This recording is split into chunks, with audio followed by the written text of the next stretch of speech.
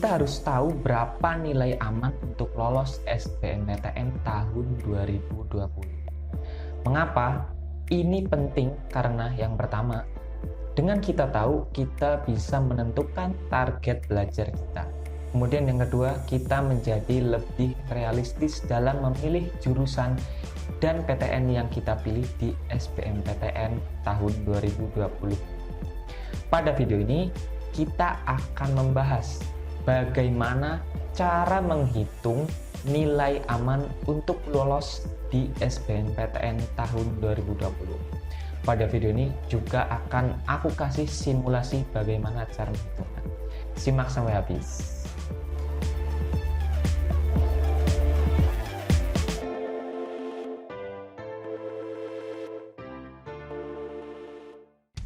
SBMPTN tahun 2020 memiliki beberapa perbedaan dengan tahun 2019. Yang pertama, ujian UTBK hanya dilakukan 1 kali. Kemudian yang kedua, pendaftaran SBMPTN dan UTBK dilakukan bersamaan. Kemudian yang ketiga, pada UTBK 2020 hanya terdiri dari tes potensi skolastik saja. Lalu, apa efeknya bagi pelaksanaan SBMPTN tahun 2020? Efeknya adalah kita harus lebih hati-hati dalam memilih PTN dan jurusan atau prodi yang kita daftar. Mengapa? Pada tahun 2019, kita mengerjakan UTBK terlebih dahulu, kemudian mendapatkan nilai, baru kita memilih jurusan atau prodi yang kita inginkan. Tapi untuk tahun ini, karena pendaftaran SBMPTN dan UTBK bersamaan, jadi kita harus memilih prodi dan PTN sebelum kita mengerjakan UTBK. Ini jelas berbeda, karena kita tidak punya patokan yang pasti dalam memilih jurusan. Kita kan belum tahu berapa nilai kita. Tahun 2019, kita bisa tahu berapa nilai kita sebelum memilih prodi. Nilai kita berapa, ada di kuartil mana, seberapa jauh pesaing kita memperoleh nilai, seberapa tinggi nilai rataan pesaing kita secara nasional, sehingga kita bisa lebih realistis dalam memilih jurusan. Tetapi pada UTBK SBMPTN tahun 2020 ini, kita nggak bisa memilih jurusan berdasarkan nilai kita, karena kita baru ujian setelah kita memilih prodi yang akan kita daftar. Kalau dulu kan nilaiku segini nih, mungkin aku bisa daftar, tapi tahun ini nggak bisa.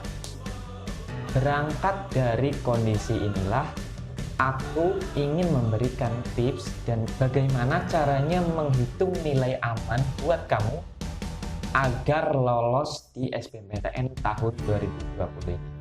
Kita nggak bisa bohong, kita pasti berharap memilih jurusan yang tepat. Tepat ini artinya selain kita suka, juga kita punya peluang untuk diterima. Iya kan? Asal kamu tahu aja ya, aku juga pernah tahu rasanya tertolak SNMPTN. Sedih, lesu, lunglai, tak berdaya. Pokoknya kayak gelap dunia gitu ya. Tapi hidup harus terus berjalan. Aku kemudian daftar SBMPTN dan kemudian aku bisa lulus dan terima di pilihan pertama di PTN yang aku impikan. So, jadi tips yang bakal aku berikan sudah pernah aku aplikasikan dan alhamdulillah berhasil. Jadi sudah terbukti dan pernah dilakukan.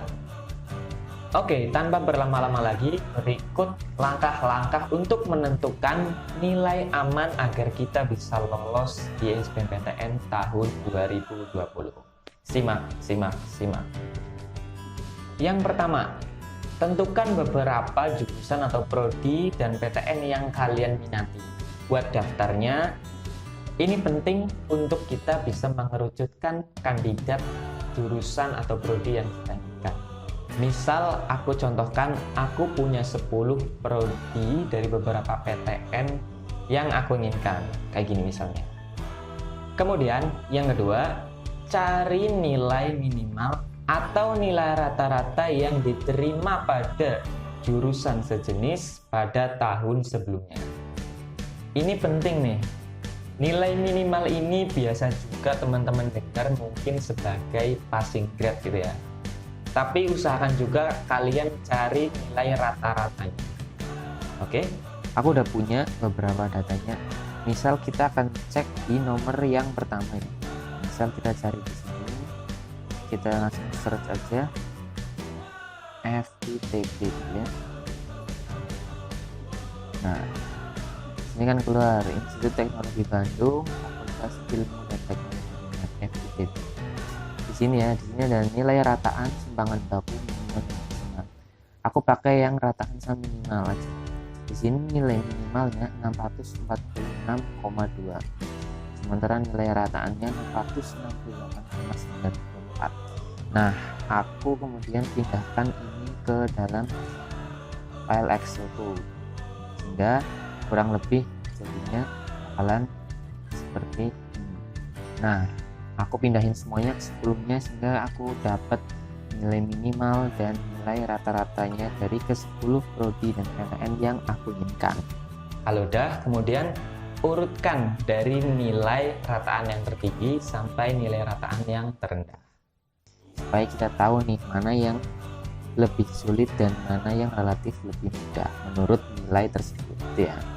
Jadi aku urutkan dulu ya, aku urutkan. Nah, udah ya, jadi aku urutkan berdasarkan nilai rata-ratanya gitu ya. Kemudian yang terakhir, bandingkan dengan hasil tryout-mu selama ini. Semakin banyak kamu tryout, semakin kamu punya banyak data yang bisa dibandingkan. Untuk contoh simulasi secara singkat akan dijelaskan berikut ini. Nah, udah aku pindahin ke sini ya, prodi dan PTN-nya mulai dari nilai yang tertinggi ke yang terendah. Misal tryout pertama aku dapat nilai 615 gitu ya. Aku masukin. Nah, sini yang aman baru teknik geologi Unsud. Sementara kalau yang lain belum aman. Formula ini aku bikin sendiri sih. Jadi kalau nilai tryoutku itu aku bandingin dengan nilai rata-ratanya. Kalau udah lebih dari nilai rata-ratanya berarti aman. Tapi kalau masih di bawah itu ya belum aman gitu. Sekarang kita coba yang lain nih. Misal tryout yang kedua aku dapat nilai 636 ya misalnya. Naik nih. Nah, udah banyak nih yang aman. Aku bisa daftar teknik geologi UPN, Geomatika ITS, Geodesi Undip, Kartografi UGM, teknik geologi Unsud. Sementara yang lain masih harus belajar lagi gitu ya.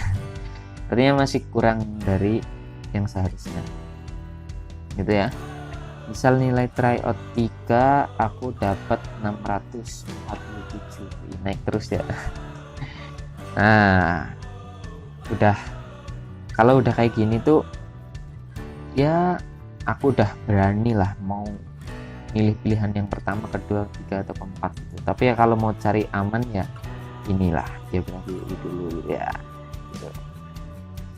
Oke, kemudian aku tryout lagi. Misal tryout keempat aku bisa dapat 676 gitu ya misal. Nah, aku udah aman semua, jadi aku udah bisa milih pilihan pertama nih, yang tertinggi FITB ITB. Meskipun belum tentu itu prodi yang paling aku suka, tapi setidaknya aku udah berani buat milih prodi tersebut. Gitu teman-teman, kurang lebih. Kalau misal dari beberapa kali tryout ke 10-10-nya nih belum aman juga semuanya gitu ya, mungkin teman-teman bisa lebih realistis lagi nyari jurusan yang ngaji. Misal teman-teman kayak saya tadi pengen geologi gitu, geologi. Nah, kita cari prodi geologi dari beberapa univ yang kira-kira kita bisa masuk. Kira-kira kita bisa masuk di mana sih? dari hasil tryout kita cukup buat daftar di mana. Misal di UI 654 ya, belum ya. Misal coba yang lain, UGM 657 belum juga. Berani gitu ya. 645 4 belum juga. UPN 632, kemudian Undip 624, kemudian Unsud 609. Nah, mungkin bisa daftar di Unsud. Nah, dari situ kita sudah tahu kira-kira kita perlu nilai berapa sih di UTBK nanti supaya kita bisa lolos SBMPTN tahun 2020. Dari hasil tryout kita bisa menganalisis kira-kira nilai kita selama ini tuh lebih mungkin diterima di prodi yang mana sih. Jadi kita punya ukurannya. Dari beberapa kali tryout seharusnya nilai kamu terus meningkat. Jika tidak, berarti ada yang salah dari cara kamu belajar. Seharusnya setelah tryout kamu menganalisis hasil tryout kamu. Bagaimana cara menganalisis hasil tryout untuk dijadikan strategi belajar kamu supaya nilai kamu terus meningkat, supaya belajar kamu efektif untuk mengejar target nilai minimal kamu? Komen di bawah ya. Nanti kalau banyak yang minta, aku buatkan caranya menganalisis hasil tryout. Buat kalian yang mau request materi lain, misalnya bagaimana cara mengurutkan jurusan di SBMPTN, bagaimana cara memilih jurusan kalau kita bingung mau ke jurusan apa gitu. Tips cara belajar 2 minggu kayak gimana, komen aja di bawah. Cara ini jelas tidak menjamin 100% kamu bisa lulus di SBMPTN tahun 2020. Tapi dengan cara ini dapat memberikan pertimbangan bagi kamu dalam memilih jurusan yang tepat. Tepat di sini berarti kamu suka, sesuai, dan punya peluang besar untuk diterima. Itu. Kunjungi juga official akun Instagram kami di @katakanafid dan @afidjudimantoro. Di sana aku sering bahas soal-soal dengan cara cepat. Subscribe, like, komen, dan share adalah apresiasi terbaik dari kamu atas apa yang aku sampaikan. Jadi, aku bakal sangat berterima kasih buat kalian. Sekian, semoga bermanfaat. Selamat mengakhiri.